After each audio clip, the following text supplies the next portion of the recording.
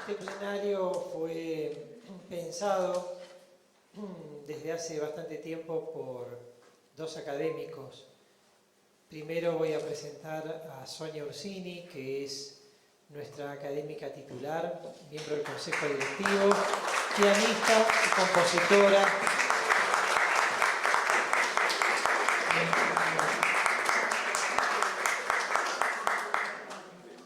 Quien me contó una tarde que estaban componiendo obra nueva. Siempre lo hace Sonia, compone además instrumentales, pero estaba componiendo obra nueva con un poeta, y el poeta era rosarino. Inevitablemente salió el nombre de Miguel Juvani, que tenía que ser el poeta para componer esta obra juntos. Y me contó Sonia, después ella lo volverá a repetir, que apareció una y otra y se fueron entusiasmando. Y entonces el momento para poder presentarlo era justamente en este mes de junio, donde también celebramos en el comienzo de mes el cumpleaños del maestro Horacio Ferrer y en el final de mes el cumpleaños de nuestra academia, pues fue fundada el 28 de junio de 1990. Maestro Miguel Juvani, importado de Rosario, recientemente llegado a Buenos Aires.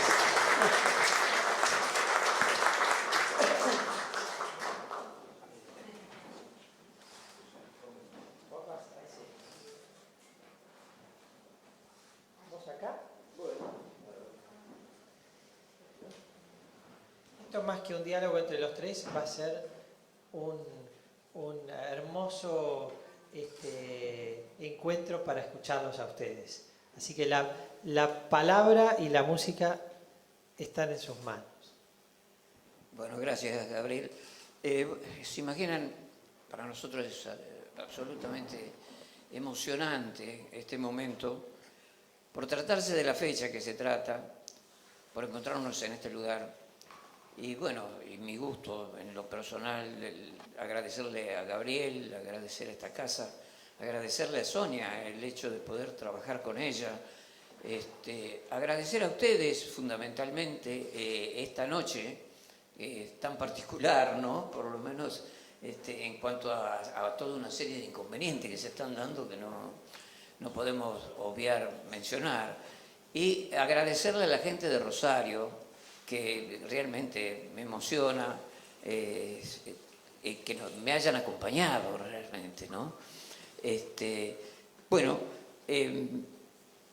con Sonia hace un tiempo ya que trabajamos, ustedes, los de Rosario, saben que ha ido varias veces y yo no sé si vienen por mí, realmente vienen por Sonia, ¿no? Porque supo ganarse el cariño de toda la gente allí, la admiración, el respeto. Y yo tuve y tengo la suerte de poder trabajar con ella y poder haber realizado una serie de temas, y como dice Gabriel, esta era una buena oportunidad para hacerlo. Esta noche está presente aquí, como siempre, esa presencia realmente que se siente en este lugar. Yo no puedo dejar de sentirla tan pronto traspongo la puerta de nuestro querido Horacio Ferrer. Hace 2 días que hubiésemos recordado su nacimiento, y bueno, quiero recordar que esta noche, este 4, es la fecha de Domingo Federico también, alguien al que le debo infinitamente, a los dos le debo muchísimo en haberme volcado a la canción, que era algo que estaba en mí realmente, porque la amaba desde, se imaginan que por mi edad, yo atravesé todo el tango, la época de oro del tango del 40, y supe ir admirando y respetando a todos esos creadores, y el hecho de encontrarme con Domingo Federico, el poder componer con él, encontrarme con Horacio, y que él me impulsara tanto, me respaldara tanto, realmente se imaginan lo emocionante, lo significativo que es este momento para mí. Bueno, no sé si Sonia quiere decir algo ahora. Bueno, para mí es una satisfacción, un privilegio estar en esta mesa compartiendo esta temática aquí en la Academia Nacional del Tango, y junto al presidente Gabriel Soria y el presidente de la Academia de Rosario del Tango, que es Miguel Jubani. Como él dijo, yo he tenido esa suerte varias veces, convocada por esta organización que ellos tienen allá, y ahí conocí la poesía de Miguel, y realmente una poesía que ya lleva intrínseca, lleva en sí misma la música, tiene una métrica perfecta, invita a ponerle música. Realmente para mí ha sido una experiencia maravillosa. Sonia y Miguel, ustedes plantearon esta relación entre la música y la poesía que nos invade permanentemente cuando escuchamos toda la música, pero fundamentalmente en el tango existen las duplas y existen los compositores, como en el caso de Horacio Ferrer y Astor Piazzolla, que hicieron toda una obra juntos. Así que un primer paso sería acercarnos a la poesía desde el punto de vista de la letra que le llega al compositor y se transforma en eso, en canción, ¿no?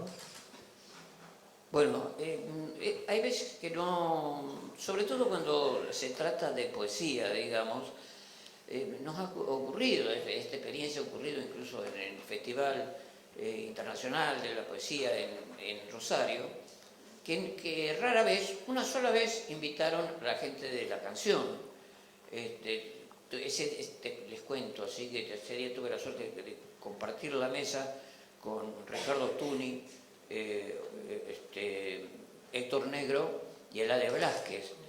Pero fue la única vez, y no porque nosotros creo que sea responsabilidad nuestra, porque la sala estuvo realmente completa de gente que siguió con cierto entusiasmo nuestra exposición allí. Pero creo que siempre hubo algo como que no es suficiente, o no es suficiente poesía, la del tango, para merecer ciertos cánones o ajustarse a ciertos cánones, a ciertas formas académicas. Y lo que no se logra entender, y que nosotros tratamos que se entienda, que la canción es un género en sí mismo. No se puede separar la música de la letra. La música nace para acompañar la letra, y la letra es lo mismo, es decir, para tener el sustento de la música, para configurar un lenguaje único, emocionalmente único, como para poder conmover a la gente que gusta de ese género. Y a veces charlamos que esa preocupación, yo no diría que es únicamente nuestra, pero que es muy argentina y es muy del tango, porque el cuidado que existe con respecto a ese lenguaje que se plasma en esa integración absoluta entre música y letra, y el cuidado del poeta del tango por la letra del tango, a veces no se da en otros cancioneros por ejemplo, se da el caso de que nosotros podemos escuchar una melodía y realmente desde chico yo recuerdo el haber escuchado, supongamos, como hemos hablado tantas veces, no sé, Polvo de estrella, La sombra de tu sonrisa, El hombre que amo. Se comprende esa poética sin entender la letra. Allí se está produciendo un prodigio que es el cancionístico realmente. Pero también ocurre que no la versión de la letra para ser cantada en castellano, sino es la traducción, la simple traducción de la letra, nos muestra de que no hay una búsqueda poética de la manera de un Mansi, de un Homero Expósito, de un Horacio Ferrer. No sé si soy claro en esto, porque uno se torna en la necesidad de crecer en este aspecto, de poder comparar y demás, en un observador de ese fenómeno. Y se da así, lo podría decir en alguna medida, por ejemplo, en algunos cantautores franceses, como Georges Brassens o Jacques Brel, por ejemplo. allí aparece, y aparece si uno lo sigue a ellos en cuanto a sus argumentos y demás, aparece claramente esa inquietud. ¿Cómo se da, Sonia, desde el compositor, vos que componés y que además interpretás? Siempre hay distintos caminos, no hay uno solo, ¿verdad? La inspiración puede llegar, como hoy yo decía, cuando uno está provocado con una poesía, a ponerle una música, o hay casos que se ha dado al revés, que primero surgió la música y el poeta fue el que puso después su creación sobre esa música. De todas maneras, siempre es misterioso el camino de la inspiración. De eso se trata, me parece.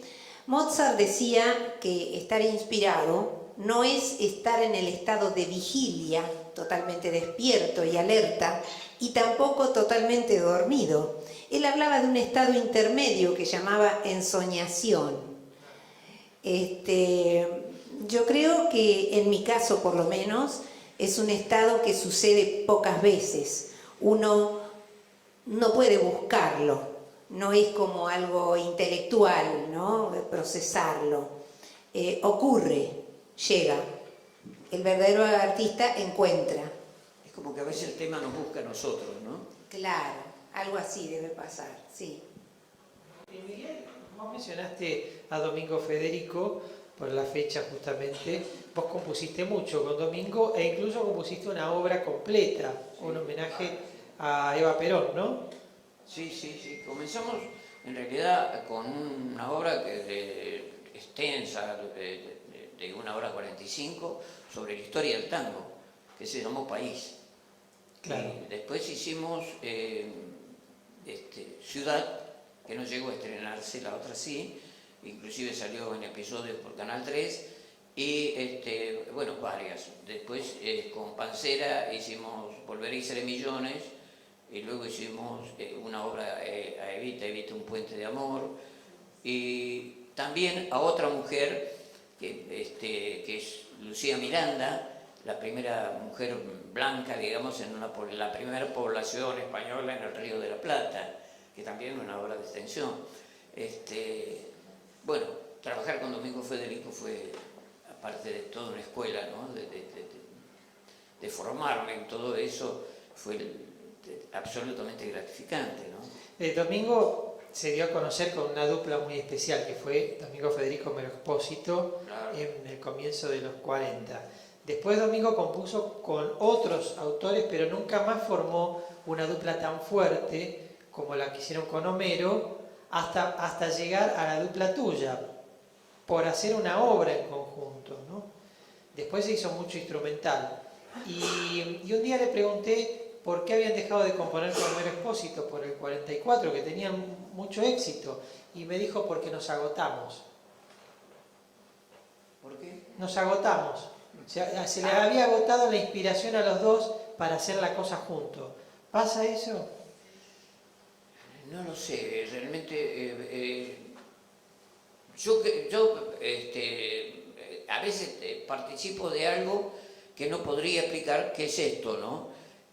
Mencionaba la década del 40 y mencionaría a ese chico que tenía 7, 8 años, que aprendía las letras de Expósito de memoria, que fue mi caso.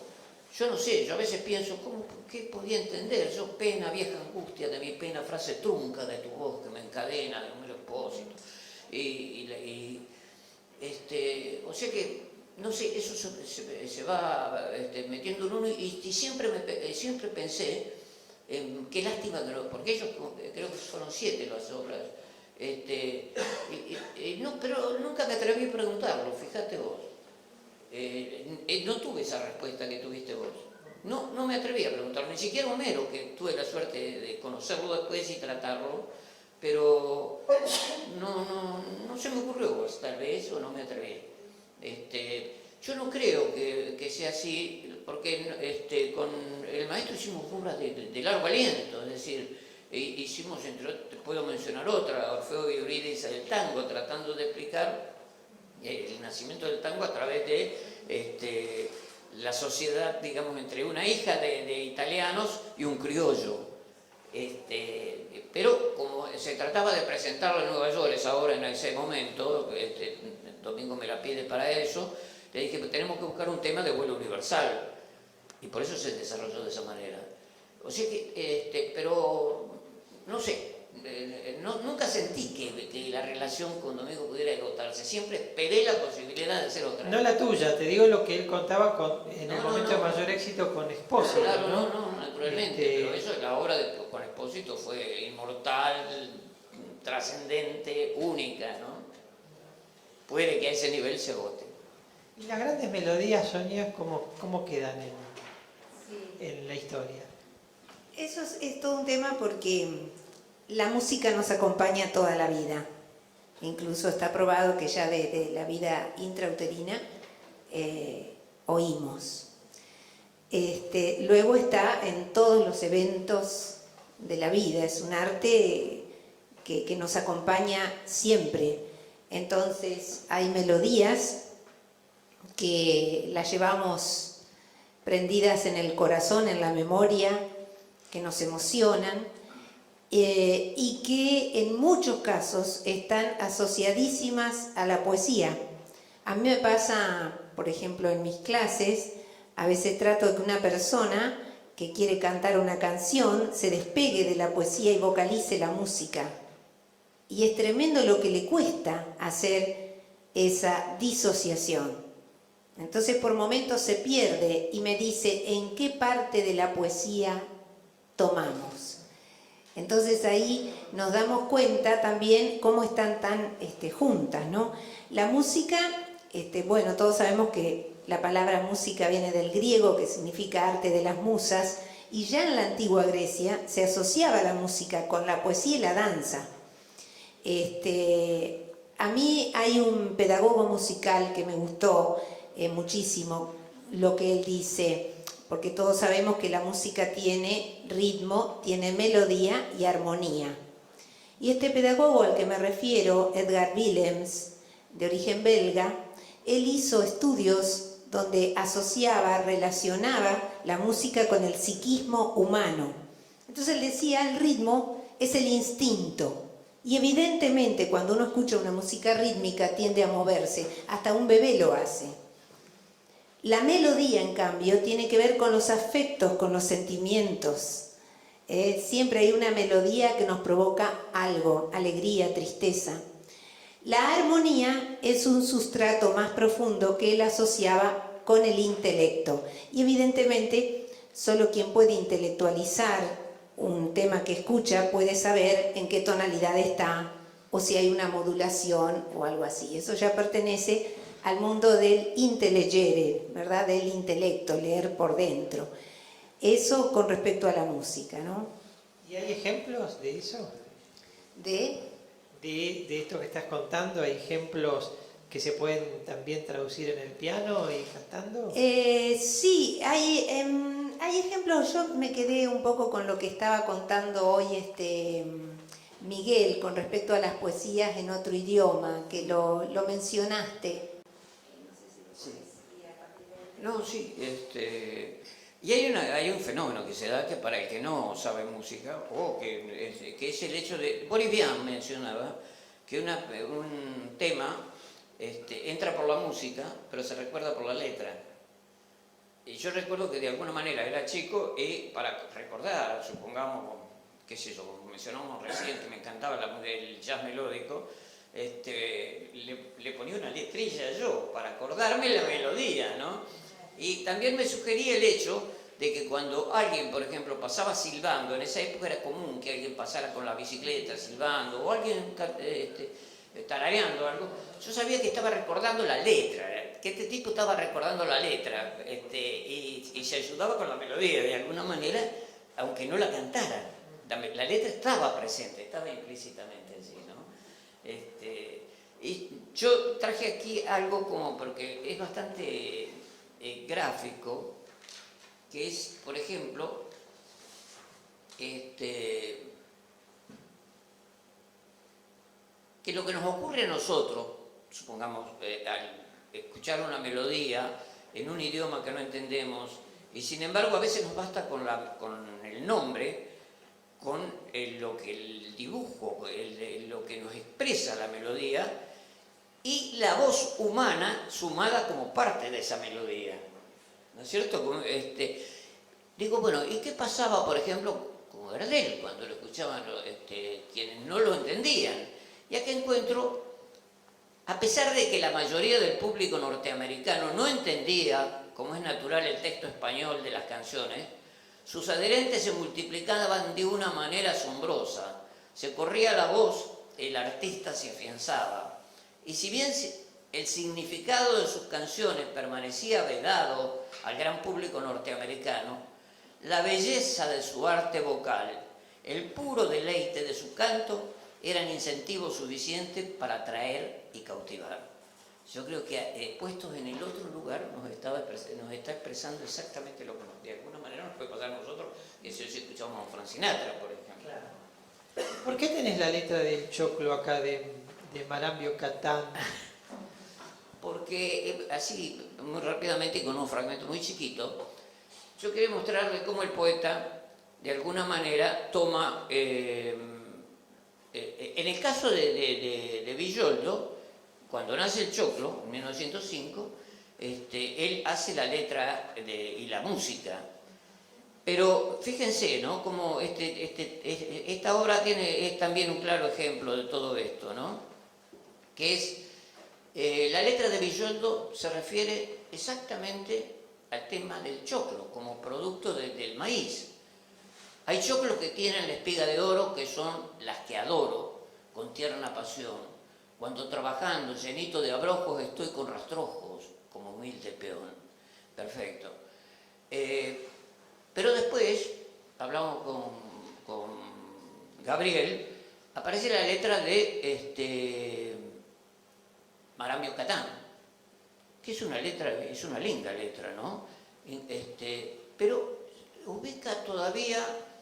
Alguien le dice que ese personaje existe, no sé si es una Irene Villoldo, y él imagina otra, ya no lo imagina desde el choclo maíz, sino fue aquella noche que todavía me aterra cuando ella era mía, jugó con mi pasión y en duelo a muerte con quien robó mi vida, mi daga gaucha partió su corazón. Pero en el 47, Libertad la Mano, que creo que le pide para una película de Buñuel, El Gran Casino, a Enrique Santos Discépolo que haga la versión. Y entonces Discépolo escribe esto, fíjense, el que se remonta a aquella época, el letrista se remonta a aquella época, se ubica en la época, toma el lenguaje y se ubica con los personajes y rescata realmente el ritmo. Con este tango que es burlón y compadrito, se atodosala la emoción de mi suburbio. Con este tango nació el tango y como un grito salió del sórdido barrial buscando el cielo. Conjuro extraño de un amor hecho cadencia. ¿Te das cuenta? Ahí está lograda la obra. Ahí está lograda la obra. ¿Por qué? Tango burlón y compadrito. A Borges le hubiese gustado eso, de allá. Salió del suburbio y además rescata la esperanza, es decir, yo creo que esta letra no fue contemplada entre las mejores letras de Discépolo, yo creo que sí que lo es, porque eso es una síntesis perfecta. Incluso habla de la esperanza, y esto me recuerda al amigo Daniel Day, que escribe Discépolo todavía la esperanza, o sea que Discépolo juega permanentemente con el término de la esperanza, y en este caso lo vincula al comienzo del nacimiento del choclo. Sonia, hay unos ejemplos que tenías preparados, pero pero contalos antes. Bueno, con esto que decía Miguel, del tema de la importancia de la música, aun cuando no entendemos alguna poesía por estar en otro idioma, hay ciertas canciones que son emblemáticas, como esta de George y Ira Gershwin. Someday he'll come along.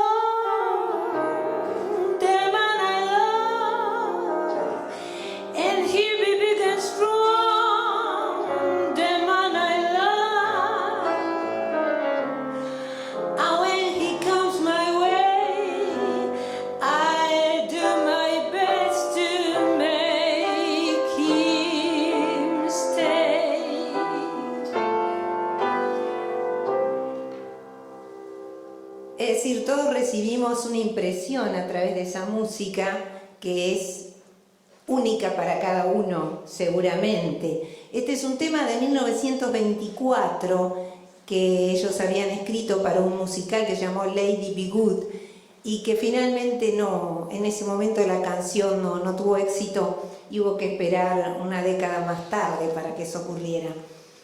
O por ejemplo, hay un tema que seguramente también todos recuerdan esta melodía, con poesía de Edith Piaf, la música de Louis Guglielmi, y que decía: quand il me prend dans ses bras, il me parle tout bas, je vois la vie en rose. Il m'a dit des mots d'amour, des mots de tous les jours, et sans faire quelque chose. Y esta canción que popularizó en 1946 Edith Piaf y que de ahí en adelante la asignó, porque en todos sus álbumes reaparecía, la regrababa. También hay otra canción que en algún momento de la vida la escuchamos mucho y que seguramente cuando uno la vuelve a escuchar, la memoria vuelve a ese momento de la vida. No necesito presentarla.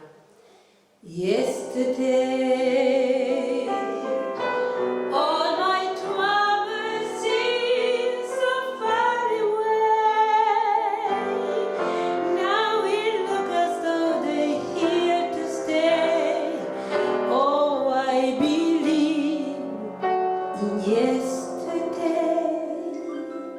Y hablando de la inspiración, como nos referíamos hoy con Gabriel, justamente Paul McCartney cuenta que en el año 63 en Londres él soñó esta melodía y la escribió inmediatamente y después 2 años más tarde la grabaron.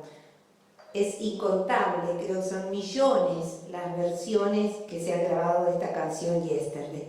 Así que acá está esto que nos refería Miguel con respecto a la importancia de la música con la letra, que muchas veces pasa esto de que aunque esté en otro idioma, igual nos emociona.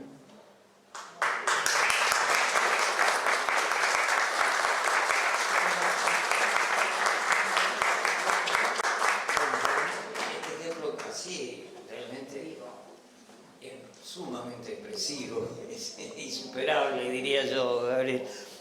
Y allí hay otro aspecto que quiero tener en cuenta en esto también, que es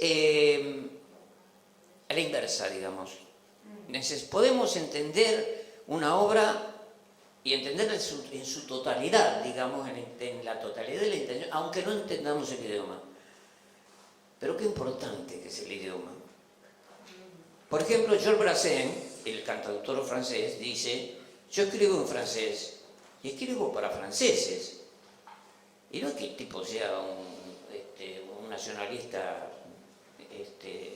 a ultranza, sino que rescata su lenguaje, su palabra.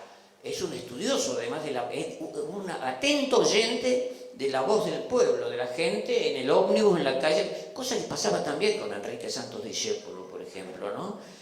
Captar el valor y el sentido de cada palabra. Y acá encuentro también en Gardel un ejemplo perfecto de eso, de lo importante del valor de cada término y de que, cuidado con eso de cantar sin entender el idioma, porque una cosa es ese fenómeno y otra cosa es el hecho de cantar, ¿cómo se llama?, por fonética. Que no, tampoco está mal, pero fíjense lo que piensa Gardel. Cuando le proponen una oportunidad, le dicen a Gardel: bueno, está todo bien, pero ¿y si canta en inglés? Él dudó, pero se sometió a un par de sesiones para probar, ¿no?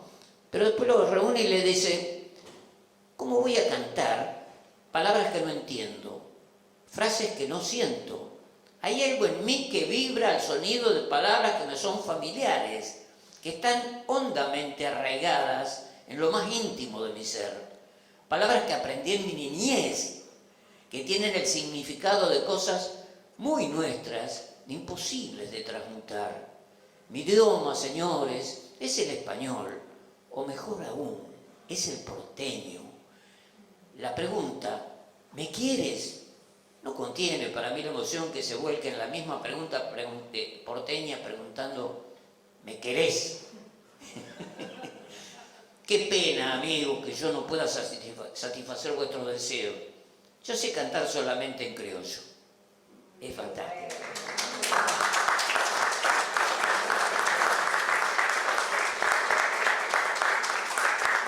Y ya que terminaste mencionando Gardel, es un buen momento para hablar de las duplas compositivas, ¿no? Y la de Gardel de Pera fue una dupla muy fuerte, que quizás sea la más conocida hacia el exterior, por la popularidad de las canciones. Sí, yo siempre digo, viste que te he dicho varias veces de que Gardel no se eclipsó por todo ese carisma de él como intérprete, esa sonrisa, esa presencia. Y creo que eso no nos deja ver qué gran creador musical que fue Gardel. Qué gran creador. Empezar esa melodía con ese lirismo tan grande, y todas las melodías, cuando me pongo a analizarlo un poquito en el pentagrama, tienen tan cuidado los detalles de la interválica, del ritmo, de la armonía, siguiendo el sentido de la poesía. Yo no puedo hablar de poesía, admiro profundamente la poesía de Lepera, pero me parece que fueron una dupla que sigue viva y que está para descubrirla a fondo todavía. Tienen muchísimo para darnos, porque claro, nosotros cantamos las canciones porque las escuchamos de siempre, pero si realmente le ponemos esa otra atención del análisis, nos sorprendemos porque son verdaderos monumentos artísticos desde lo musical y poético seguramente, Miguel. Bueno, la dupla Gardel-Lepera, además el valor de Gardel como compositor, ¿no? La belleza de sus obras, su vuelo melódico, se impone, es una belleza que le puede abrir paso a cualquier poesía, digamos. Y esto no va en detrimento de Lepera en absoluto, pero además era un momento muy particular en el mundo, donde Gardel estaba captando esa apertura del mundo a nuestra música y el tratar de merecer esa apertura creando una poesía y una cancionística que resultara fácil de llegar, que penetrara realmente, ¿no? A tal punto que, por ejemplo, en algunos casos, sobre todo en la zona donde nace el bolero, digamos Cuba, México, Puerto Rico, lo tenían por un bolerista, por un cantante de bolero prácticamente. Lo miro a Gabriel porque él es el que sabe este tema, pero lo valoraban en ese aspecto. Vos tenés una obra donde aparece una canción, claro, es una canción, pero para ellos les resultaba una proximidad muy cercana realmente al bolero, por ejemplo, ¿no? Yo creo que es al lenguaje del bolero a lo que se referían, no necesariamente a la estructura musical y poética, ¿no?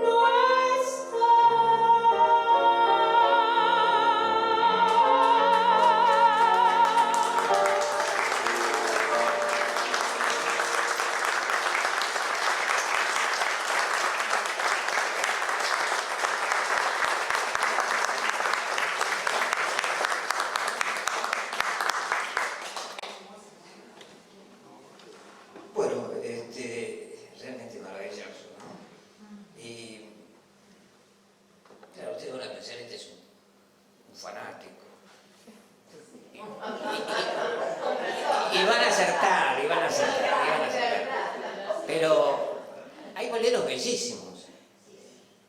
Pero si ustedes se fijan, tiene una letra bastante sencilla y corta.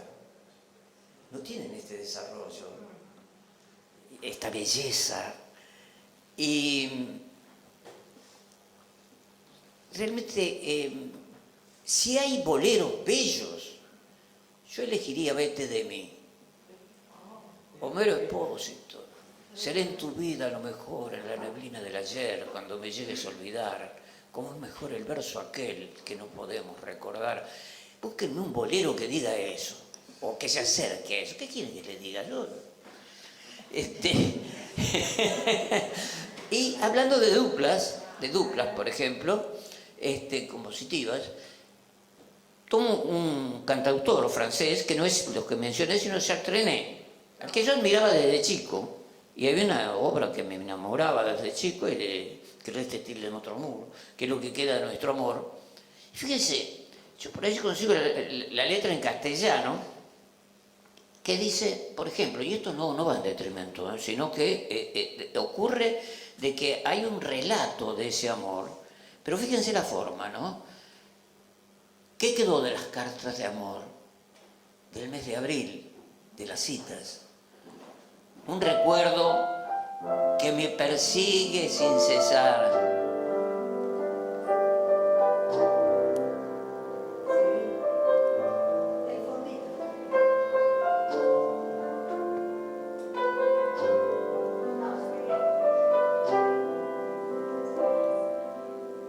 Fantástico. Bueno, pero acá menciona y habla cartas de amor, abril, y un romanticismo imposible de evitar. Entonces me acordaba de algo, de un valsecito. Hablamos de duplas, y esto es perfecto. Primero la cita lejana de abril, tu oscuro balcón, tu antiguo jardín.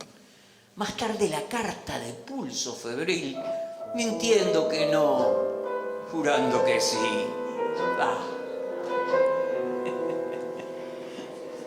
Primero la cita lejana de abril, tu oscuro balcón, tu antiguo jardín. Más tarde las cartas de pulso febril, mintiendo que no, jurando que sí. Romance de barrio, tu amor y mi amor. Primero un querer, después un dolor, por culpas que nunca tuvimos, por culpas que debimos pagar los dos.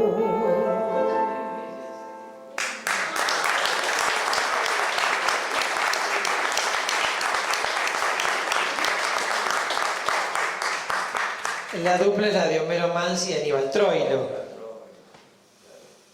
¿Qué más podemos agregar de esa dupla? Realmente podríamos recorrer una serie de obras, pero casi sería redundante. Está todo tan expresado aquí, tan bellamente expresado. La síntesis, que eso es algo que obliga a la canción. Y sobre eso habla Jacques Brel, por ejemplo. Y dice, bueno, yo no conozco a un escritor que le hayan dicho, hágame una novela de 155 páginas, por ejemplo, o hagan una película que dure 92 minutos, o ni siquiera la poesía, que tiene sus cosas, pero bueno, pero no es un madrigal y no tiene un número de versos determinado, salvo el soneto, por ejemplo. Pero en cambio, una canción, no es cierto que dura 3 minutos, una canción dura 2 minutos, porque tiene una introducción y porque generalmente el estribillo se repite. O sea que en 2 minutos el autor tiene que contarle a la gente, nos tiene que contar una historia con un comienzo, un desarrollo y un final, que generalmente tiene una carga de belleza y muchas veces de dramatismo que nos llega a conmover profundamente. Realmente es como para enamorarse de la canción, ¿no?